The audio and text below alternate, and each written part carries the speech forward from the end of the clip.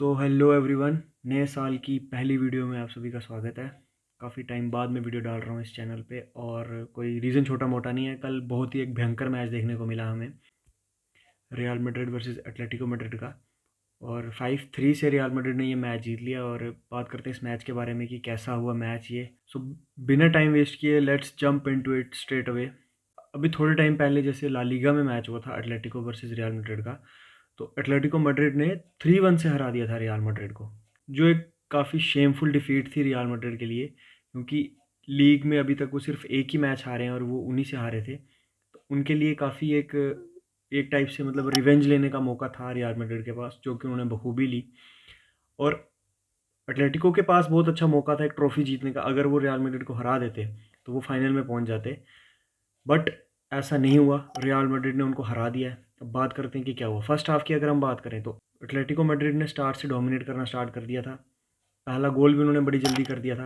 अब आप देखो कि मिडफील्ड और डिफेंस को खोलना बहुत इजी था एटलेटिको मैड्रिड के लिए।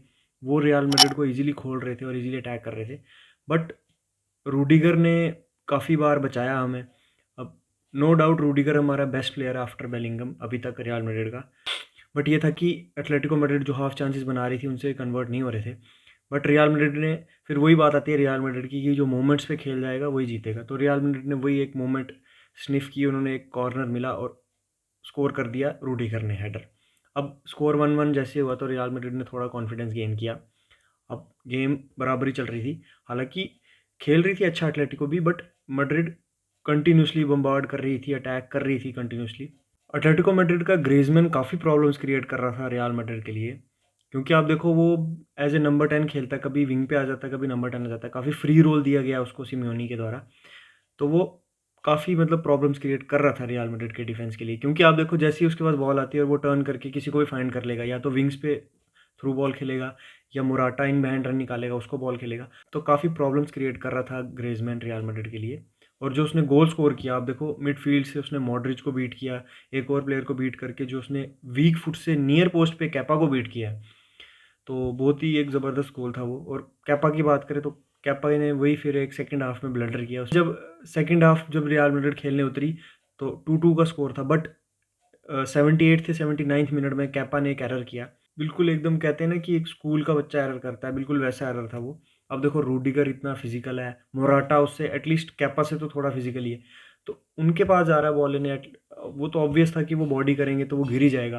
और जब वो आपस में क्लैश करने जा रहे हैं रूडिगर और मोराटा, तो क्यों बीच में जाता है?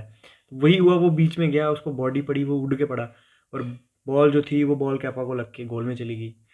उसके बाद जाके रेफरी को पकड़ रहा है कि इन्होंने धक्का मारा। तो भाई धक्का नहीं मारेंगे तो और क्या करेंगे? वो तेरे को उनके बीच में कहाँ घुस रहा था? कैपा की साइनिंग ने अभी तक कुछ सेंस बना नहीं रही है रियल मैड्रिड के लिए। रियल मैड्रिड के लिए फर्स्ट चॉइस इस टाइम लूनी नहीं होना चाहिए जब तक कोर्टवा वापस नहीं आता। अब एटलेटिको लीड कर रही थी रियल मैड्रिड को 3-2 से 79 मिनट में। अब फिर अटैक करना शुरू किया मैड्रिड ने। अब विनीशियस जूनियर जो इंजरी से जस्ट अभी वापस आया है, आप देखो कि जो 1v1 में वो टेक ऑन करता है ना विंग बैक्स को, और विंग्स पे जो वो स्प्रिंट लगाता है बॉल के साथ, तो वो नहीं कर रहा था, जो कि बिल्कुल मतलब समझ में आता है, क्योंकि वो जस्ट इंजरी से वापस आया तो रिस्क नहीं लेना चाहता था। बट कहीं ना कहीं जब उसको मौका मिल रहा था तो वो एक ना एक रन निकाल रहा था। अब वैसा ही हुआ, एक रन निकाला उसने, जो कि 1v1 हो गया ओब्लाक के साथ। उसने ओब्लाक को हिट किया, बॉल लग के जब रिबाउंड में वापस आई, बेलिंगम ने हिट की, जब वो भी रिबाउंड पे वापस आई तो कारवाहल ने एक बैंगर स्कोर कर दिया।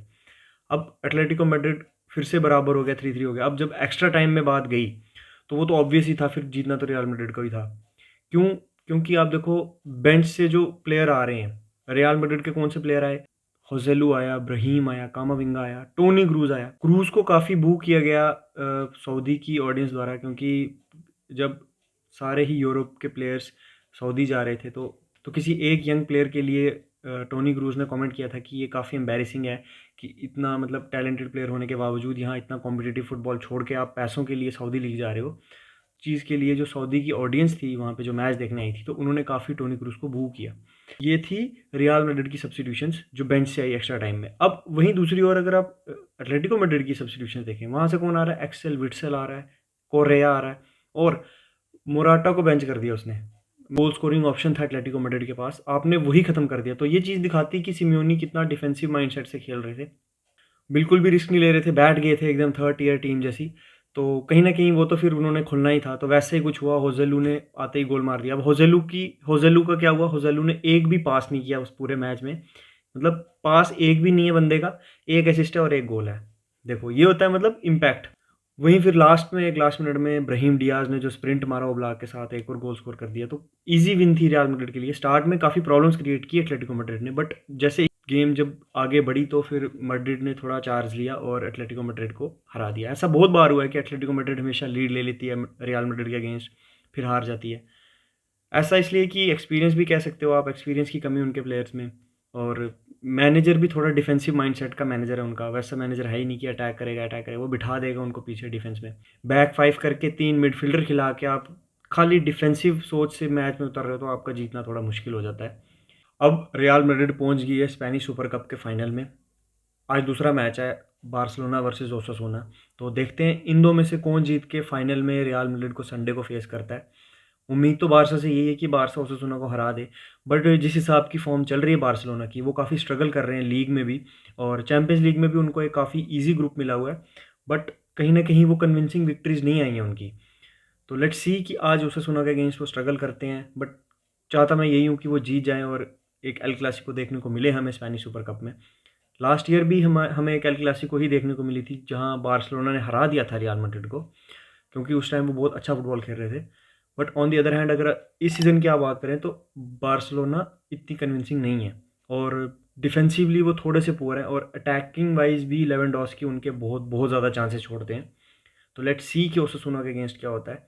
आई होप कि बार्सिलोना जीत जाए, बट यू नेवर नो। तो इसी के साथ वीडियो को एंड करते हैं।